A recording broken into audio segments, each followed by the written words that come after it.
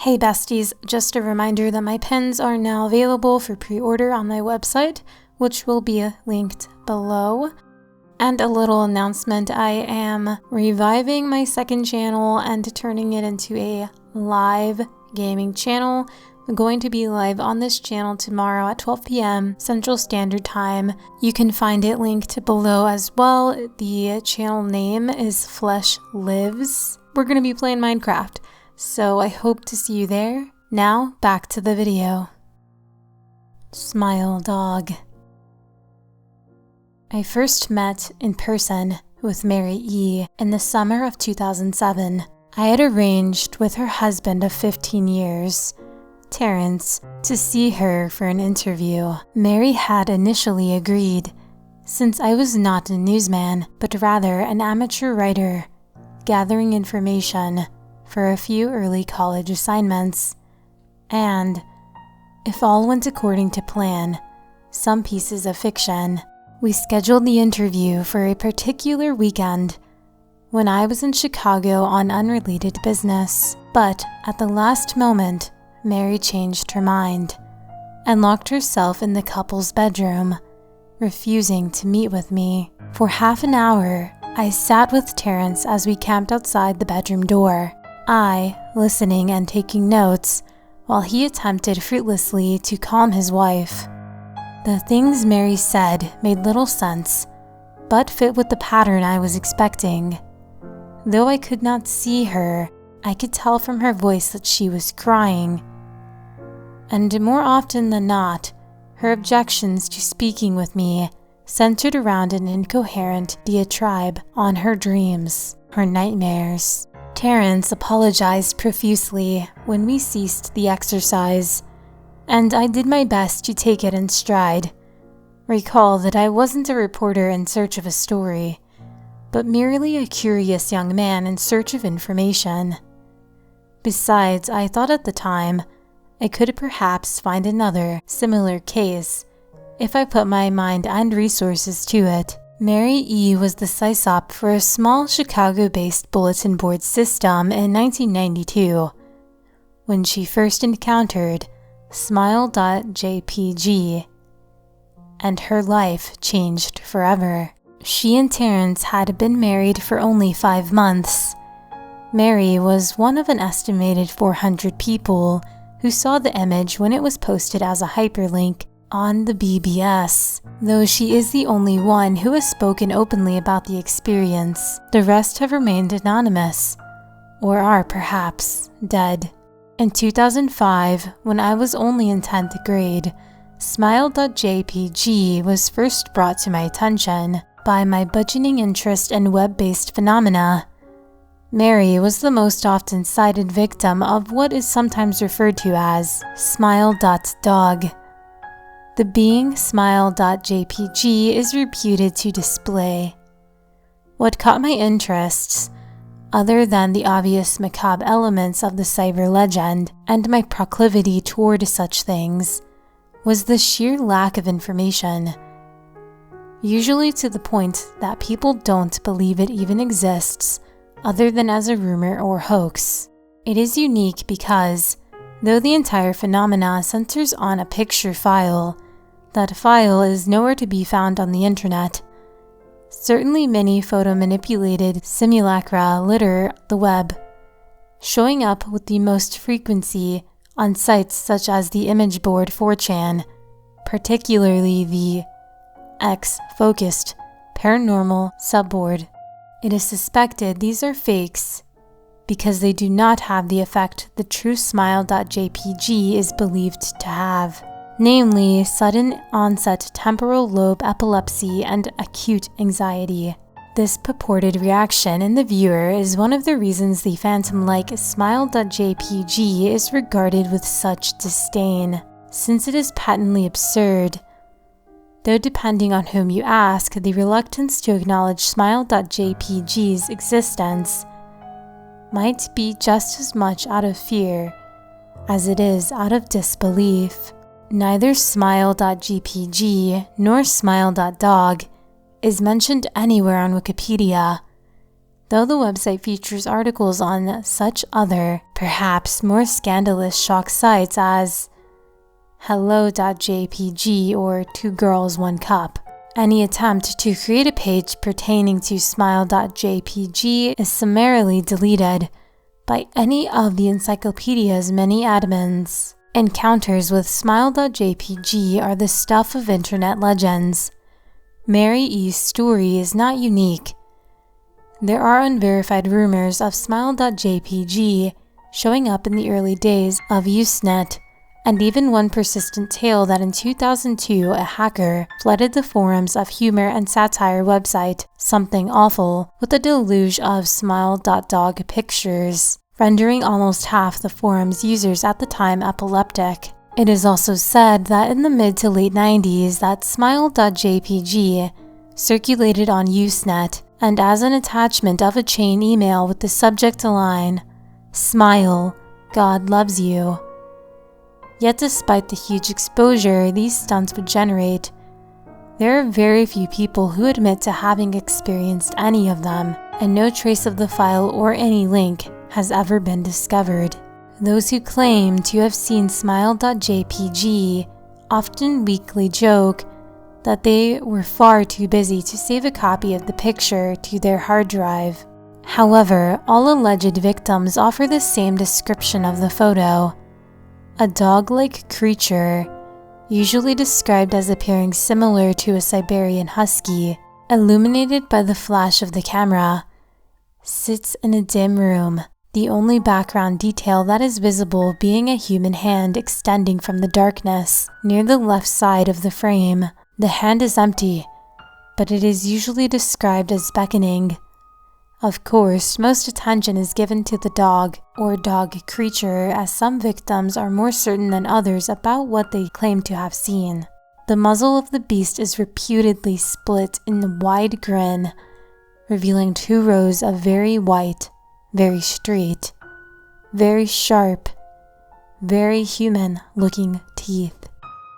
This is, of course, not a description given immediately after viewing the picture, but rather a recollection of the victims who claim to have seen the picture endlessly repeated in their mind's eye during the time they are, in reality, having epileptic fits. These fits are reported to continue interminably, often while the victims sleep, resulting in very vivid and disturbing nightmares. These may be treated with medication, though in some it is more effective than others. Mary E., I assumed, was not on effective medication. That was why, after my visit to her apartment in 2007, I sent out feelers to several folklore and urban legend-oriented news groups, websites, and mailing lists, hoping to find the name of a supposed victim of smile.jpg who felt more interested in talking about his experiences. For a time, nothing happened, and at length I completely forgot about my pursuits, since I had begun my freshman year of college and was quite busy. Mary contacted me via email, however, near the beginning of March 2008, to jml@.com from marye@.net. Subject: Last summer's interview. Dear Mr. L., I am incredibly sorry about my behavior last summer when you came to interview me. I hope you understand that it was no fault of yours, but rather my own problems that led me to act out as I did. I realize that I could have handled the situation more decorously. However, I hope you will forgive me. At the time, I was afraid. You see, for 15 years, I have been haunted by smile.jpg. Smile.dog comes to me in my sleep every night. I know that sounds silly, but it is true. There is an ineffable quality about my dreams, my nightmares, that makes them completely unlike any real dreams I have ever had. I do not move and do not speak. I simply look ahead, and the only thing ahead of me is the scene from that horrible picture. I see the beckoning hand, and I see smile.dog It talks to me. It is not a dog, of course, though I am not quite sure what it really is. It tells me it will leave me alone if only I do as it asks. All I must do, it says, is spread the word. That is how it phrases its demands, and I know exactly what it means. It wants me to show it to someone else. And I could. The week after my incident, I received in the mail a manila envelope with no return address. Inside was only a 3.5-inch floppy diskette. Without having to check, I knew precisely what was on it. I thought for a long time about my options. I could show it to a stranger, a coworker. I could even show it to Terrence, as much as the idea disgusted me. And what would happen then? Well, if Smile.dog kept its word, I could sleep. Yet if it lied, what would I do? And who was to say something worse would not come for me if I did as the creature asked? So I did nothing for 15 years, though I kept the diskette hidden amongst my things. Every night for 15 years, Smile.dog has come to me in my sleep and demanded that I spread the word. For 15 years, I have stood strong. Though there have been hard times, many of my fellow victims on the BBS board where I first encountered Smile.jpg stopped posting. I heard some of them committed suicide. Others remained completely silent, simply disappearing off the face of the web. They are the ones I worry about the most. I sincerely hope you will forgive me, Mr. L. But last summer when you contacted me and my husband about an interview, I was near the breaking point. I decided I was going to give you the floppy diskette. I did not care if Smile.dog was lying or not. I wanted it to end. You were a stranger, someone I had no connection with, and I thought I would not feel sorrow when you took the diskette as part of your research and sealed your fate. Before you arrived, I realized what I was doing. I was plotting to ruin your life. I could not stand the thought, and in fact I still cannot. I am ashamed, Mr. L, and I hope that this warning will dissuade you from further investigation of Smile.jpg. You may in time encounter someone who is, if not weaker than I, then wholly more depraved. Someone who will not hesitate to follow Smile.dog's orders. Stop while you are still whole. Sincerely, Mary E. Terrence contacted me later that month with the news that his wife had killed herself while cleaning up the various things she'd left behind, closing email accounts and the like. He happened upon the above message. He was a man in shambles. He wept as he told me to listen to his wife's advice.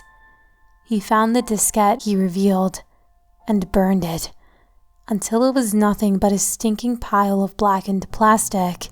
The part that most disturbed him, however, was how the diskette had hissed as it melted. Like some sort of animal, he said. I will admit that I was a little uncertain about how to respond to this.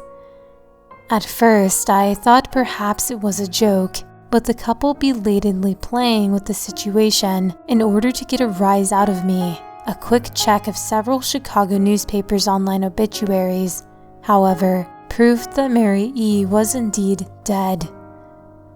There was, of course, no mention of suicide in the article. I decided that, for a time at least, I would not further pursue the subject of Smile.jpg, especially since I had finals coming up at the end of May. But the world has odd ways of testing us. Almost a full year after I'd returned from my disastrous interview with Mary E., I received another email. To jml@.com from elzahir82@.com. Subject: Smile. Hello. I found your email address through a mailing list. Your profile said you're interested in Smile.dog. I have saw it. It is not as bad as everyone says. I've sent it to you here. Just spreading the word. Smiley face. The final line chilled me to the bone. According to my email client, there was one file attachment called, naturally, smile.jpg. I considered downloading it for some time. It was most likely a fake, I imagined, and even if it weren't, I was never wholly convinced of smile.jpg's peculiar powers. Mary E's account had shaken me, yes, but she was probably mentally imbalanced anyway. After all, how could a simple image do what smile.jpg was said to accomplish? What sort of creature was it that could break one's mind with only the power of the eye? And if such things were patently absurd, then why did the legend exist at all? If I downloaded the image, if I looked at it, and if Mary turned out to be correct, if smile.dog came to me in my dreams, demanding I spread the word, what would I do? Would I live my life as Mary had, fighting against the urge to give in until I died, or would I simply spread the word, eager to be put to rest? And if I chose the latter route, how could I do it? Whom would I burden in turn? If I went through with my earlier intention to write a short article about smile.jpg, I decided I could attach it as evidence, and anyone who read the article, anyone who took interest, would be affected. And even assuming the smile.jpg attached to the email was genuine, would I be capricious enough to save myself in that manner? Could I spread the word? Yes, I could.